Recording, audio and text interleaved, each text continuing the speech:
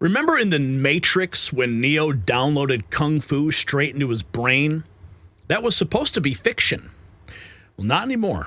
Elon Musk's Neuralink just turned science fiction into medical fact. Paralyzed patients are controlling computers with pure thought. The blind will see. The lame will walk. But while Silicon Valley races to wire our brains, China has just announced artificial wombs that can grow humans from conception to birth. No mother required. Think about that. Okay, you got brain chips that control thoughts plus factories that manufacture humans. We're not approaching the Matrix. We're building it. And the red pill question isn't whether this technology will change humanity forever. It's whether humanity will even exist on the other side. Don't look away. Now, before we jump into today's news, here is a quick word from our sponsor, Hyperbit Technologies, trading under HYPAF on the U.S. market. As President Trump puts a spotlight on crypto and pushes forward policies to keep America ahead in the digital asset race, Hyperbit is charging ahead with next-generation crypto mining technology, expanding on their multi-million crypto treasury that already includes Bitcoin and Ethereum, and aiming to position itself to benefit from pro-innovation laws and executive orders. This is a complete diversified company that gives you one-stop exposure to the entire crypto sector without having to pick and choose individual projects. Check out the link in the description below, hyperbit.ca. All right, you guys ready to have your mind blown? Here he is. This is the CEO, straight out of the Matrix. Chinese robotics CEO unveils artificial womb for humanoid robots, a full pregnancy environment, perfect temperature, growth conditions, even synthetic amniotic fluid. Next phase, embryos developing in robotic pods. The amniotic fluid. We've just finished building this advanced pregnancy environment. It's meticulously designed to function exactly like a real human womb. We've included everything: precise temperature, optimal growth conditions, even replicating the entire surrounding atmosphere. Every single detail is identical, right down to the artificially created amniotic fluid, which perfectly mimics its natural composition. We've just built this pregnancy environment to be like a real womb, including its temperature, its growth environment, and the surrounding environment. Yeah, it's all exactly the same. Yeah, that's right, including the amniotic fluid. The amniotic fluid is also artificial. Our incubator technology is quite mature. Our primary focus now is the complex engineering of seamlessly integrating this advanced unit into the robot's abdomen. Following that, we're meticulously developing the protocols for human-robot conception, after which the embryo will develop naturally within this artificial womb. Yeah, that's what we're working on. We've just finished building this advanced pregnancy environment. Are you terrified yet? Yeah. Now, back in May, we actually posted about this. China racing to grow superhumans in artificial wombs. Whistleblower fresh from a classified Harvard program says Beijing is fast-tracking mass artificial womb births to engineer superhuman elites. Scale and speed dwarf media claims, posing vast risks. China races to grow superhumans. Now, we did post this thread just a while ago, back in May. Even we had Tom McCullough down there at the White House reporting on it, terrified. Uses to touch. Hey guys, I'm Tom McCullough at the White House reporting for the Next News Network, bringing you the stories the legacy media refuses to touch. And what I'm about to tell you is not a rumor. It's not speculation. It's not pulled from the corners of the internet. This is exclusive information directly from a high-level GOP insider who just walked out of one of the most secretive and elite policy programs in the country, a closed-door Harvard session attended by a former CIA official, sitting ambassadors, scientists from Yale and Stanford, and yes, even Obama and Biden administrative appointees. And what he told us on the phone, it's beyond shocking. It's horrifying. So, according to our source, China is now using artificial wombs to grow full-term babies in just 2 months.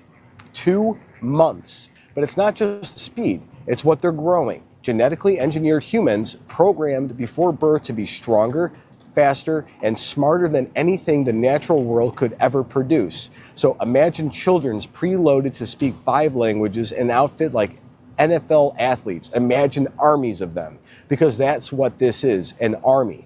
China isn't just tampering with biology, they're building a biological force, one they plan to unleash on the world. Our sources told us that these programs are backed by China's military and biotech sectors and supported by artificial intelligence systems so advanced, even the CIA officials at Harvard program called them a moral nightmare. One top-level intel officer reportedly said this, and I quote, "I don't believe in God, but what I saw in that room was playing God. And if we don't do it, China will win. But if we do it, we might destroy ourselves." So that's the choice we're being forced to make, moral suicide or national suicide. And let that sink in. Now, here's where it gets even more dangerous. China is reportedly using artificial wombs monitored by AI systems, what they call nanny programs, to grow embryos without any human involvement. No mother, no father, just tubes, sensors, and control panels. Our insiders said they've already been experimenting on animals, even primates, and that human trials, they may already be underway. And while the rest of the world, America included, is still fighting over pronouns and electric cars, China is quietly engineering a generation of superhumans. They're editing DNA to increase intelligence, to boost strength, to eliminate emotion, and they're doing it faster than any regulatory body can do. So, I don't say this lightly, but this is a national security threat of the highest order. Let me say that again. China's artificial womb and genetic modification program is a clear and present danger to the future of civilization. If Donald Trump does not step in, and soon, we could lose the greatest asset we've ever had, our humanity. This is no longer about politics. This is about survival. Do you want to live in a world where nations compete, not with ideas or innovations, but with genetically engineered populations manufactured for dominance?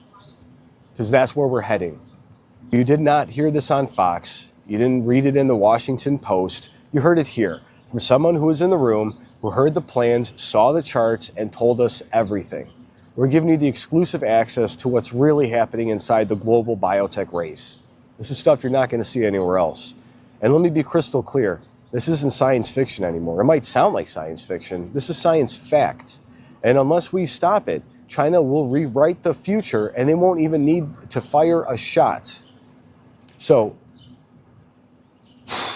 This is your warning. The clock is ticking. And if Donald Trump, and if you're watching, you need to shut this down before it shuts us down and the rest of the world down.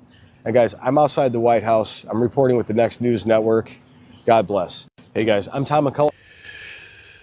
And now it's happening. Like, there it is. Like, straight from the Chinese. Direct. I just showed you. This is not a joke. Okay. You want more? Here's more. RFK Jr.'s former running mate, Nicole Shanahan, is warning that China is developing a robotic womb, while the FDA is already reviewing similar technology for premature babies. Okay, she posted this August 21st. We blew the whistle back in May. So this is progressing. More people are learning about it, and it's a terrifying thing to consider. Okay, I'm going to get into the Neuralink connection in a second here, but let's hear from Nicole Shanahan. Did you see the story about China developing the world's first pregnancy humanoid, effectively a robot womb? Should we be concerned about what that means for the future of humanity? Let's unpack. Across China, Asia, and even here in the West, we're facing a population collapse. Fertility rates have fallen so low that entire nations are now shrinking. For perspective, a society's replacement level is 2.1 children per woman, which China's fertility rate, it's about 1.1. Their population has effectively collapsed. So the timing of them releasing this news of their artificial womb humanoid is no coincidence. Here in the US, we're at 1.6, and many European countries are even lower. Instead of asking why women can't naturally conceive and carry healthy babies to term, the response has been to double down on artificial solutions like lab-grown embryos, artificial wombs, you name it. And there is virtually no serious ethical debate happening. It's as if we've just accepted that babies will be manufactured by machines instead of conceived by women. This should worry all of us. This, of course, follows years of communist rule in China, where they effectively erased much of what it meant to be feminine, to be maternal. And now in the West, We are seeing the word mother being quietly erased from our everyday language, replaced with words like childbearing individual. When you connect the dots, it looks less like science helping women and more like science trying to redefine what it means to be a woman. Meanwhile, Yeah. Okay. This is what's happening, folks. China. Kawai Technology developing a $13,900 humanoid pregnancy robot with an artificial womb to carry babies full term by 2026, aimed at infertility but sparking ethical debates. Yeah. Oh my goodness. Jesus, come quickly, please. And then we have this. You know, I like to champion Elon Musk, and I think that this Neuralink project does have some very positive attributes. But what he said in a clip we're going to play for you is it's beautiful, but it's terrifying. It's the last few seconds of the clip that we're going to play. I mean, okay, look. Here you have this guy. Neuralink is changing lives. This guy, one of the first implants with a Neuralink device, controlling his computer. All right? He's paralyzed, can't do anything, but he's got the chip in his head, and he's controlling his mouse. Every single day. I'm controlling my computer just by thinking, thanks to the Neuralink brain implant. Living with ALS hasn't stopped me. In fact, I'm the 7th person to undergo this groundbreaking procedure. It's like turning thoughts into action, redefining what's possible every single day. Now, I mean, there's a positive development there. Okay? However, I want to get to the clip I saw earlier today. This is Elon Musk discussing Neuralink. Okay, the positive. Be able to restore full body functionality. But what happens when you link that up with the Optimus robot? Okay, people that are missing limbs will have the ability to control those limbs. I mean, this is straight out of Star Wars. And Elon Musk draws that parallel directly in this clip. Watch.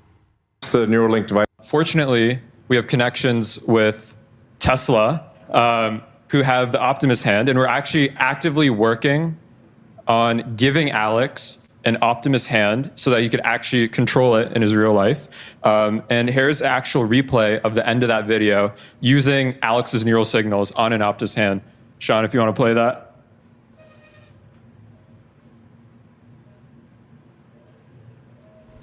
Yeah. As we advance the Neuralink devices, you should be able to actually have full body control and sensors from an Optimus robot. So you could basically inhabit an Optimus robot. It's not just the hand. The whole. Do you hear what he's saying? You could inhabit an entire Optimus robot. I mean, this is straight out of the Matrix, straight out of Star Wars. You've got this Neuralink device in your head, and you can actually control an entire robot to do your bidding. Let's listen. The whole thing. So you could like basically mentally remote into an Optimus robot and be kind of cool. The future's going to be weird, but pretty cool. And then now, obviously, another thing that can be done also is like for people that have, say, lost a limb. Okay, so this is where I think this is good technology, but some of the other stuff is terrifying. Lost an arm or a leg or something like that, then we think in the future we'll be able to attach an Optimus arm or legs, and so you kind of like, I remember that scene from Star Wars where Luke Skywalker gets his hand, chopped off with a lightsaber, and he gets kind of a robot hand. And I think that's the kind of thing that we'll be able to do in the future, working with Neuralink and Tesla. So that it goes far beyond just operating a robot hand, but replacing limbs and having kind of a whole body robot experience. And then I think another thing that will be possible, I think is very likely in the future, is to be able to bridge the where the damaged neurons are. So you. Okay, so this is another good application. All right, I'm all about, helping amputees or people who have lost limbs, whatever. Helping people, regain functionality if they are paraplegic. This is another good application of it. Take the signal from the brain and transmit that signal past where the neurons are damaged or strained to the rest of the body. So you could reanimate the body, so that if you have a Neuralink implant in the brain and then one in the spinal cord, then you can actually bridge the signals, and you could walk again and have full body functionality. Obviously, that's what people would prefer. To be clear, we realize that would be the preferred outcome, and so that even if you have a broken neck, or you could still, we believe, I'm actually at this point, I'd say fairly confident that at some point in the future we'll be able to restore full body functionality.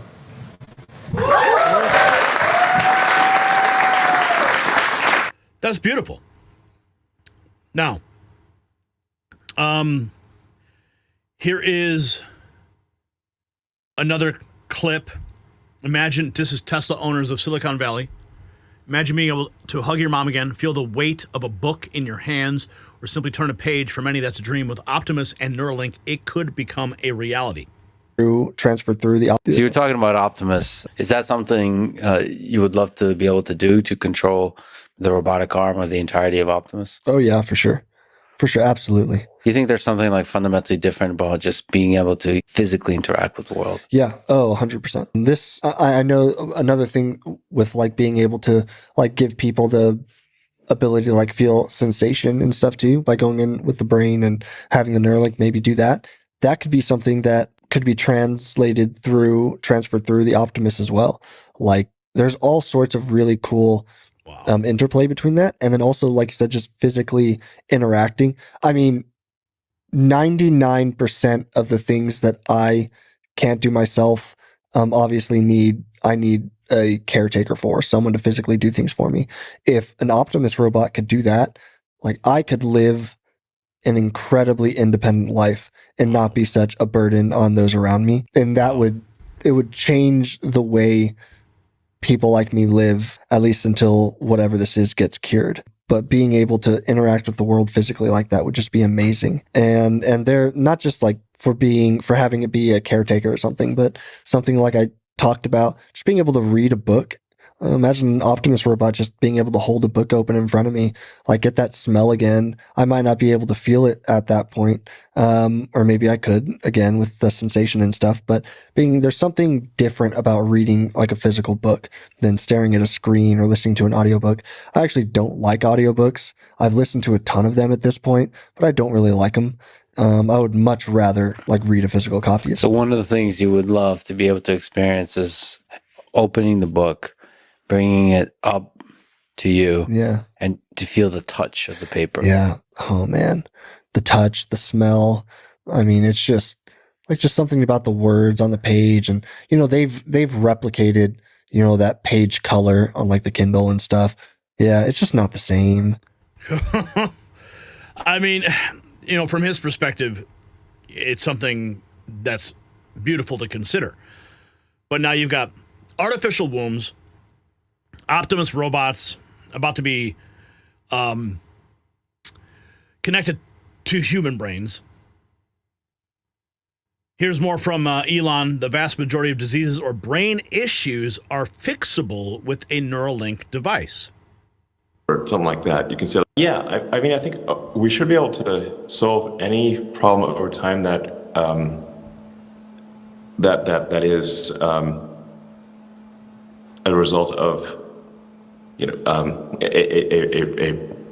like if you think of the brain like a computer, effectively like a circuit board or something like that, you can say like if you were given a circuit board and there were some short circuits or some circuits that should be there but aren't there. If there's any missing, if there are any circuits that shouldn't be there, and some that are there but shouldn't, we can fix those. So basically, if it's kind of like fixing a circuit board. Now, if the circuit board is all melted, okay, it's going to be hard to fix a melted circuit board. You can fix the circuit board with a few issues, but you can't fix it if it's been melted. But the vast majority of diseases or issues, brain issues, I think are fixable with a Neuralink device. It's a fine-grained means of reading and writing electrical signals in the brain at a very with high precision, and so that means like if there's, say, an electrical storm, some kind of epilepsy or something, you can interrupt that storm.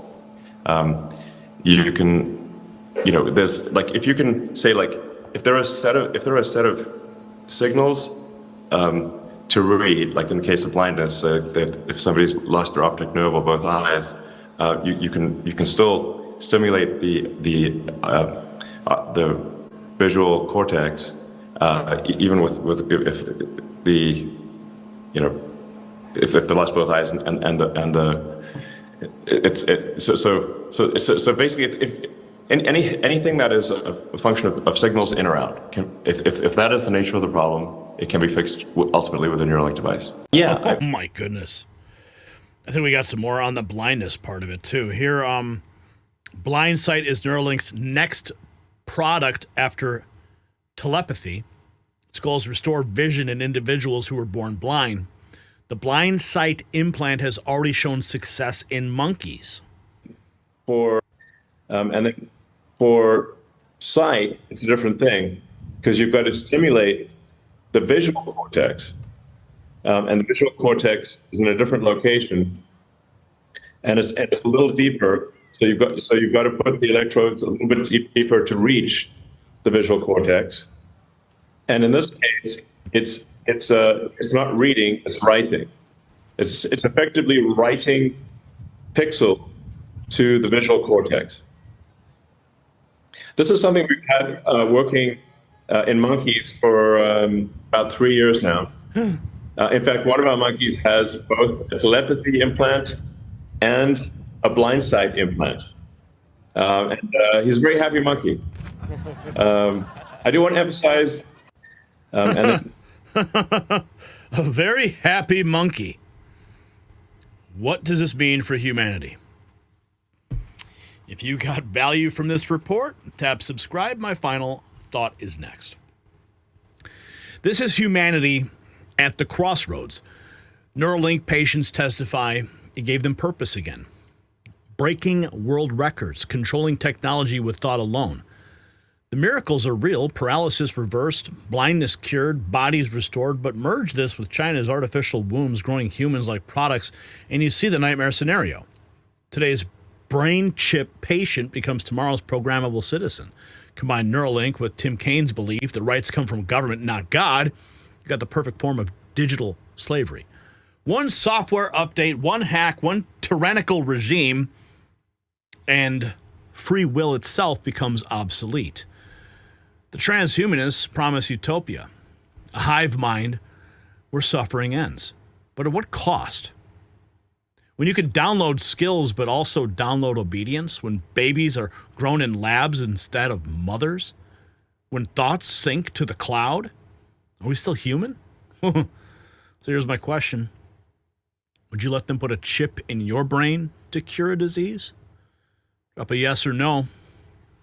Let's continue this conversation in the comments below. And decide your own future by going to shop.nextnewsnetwork.com.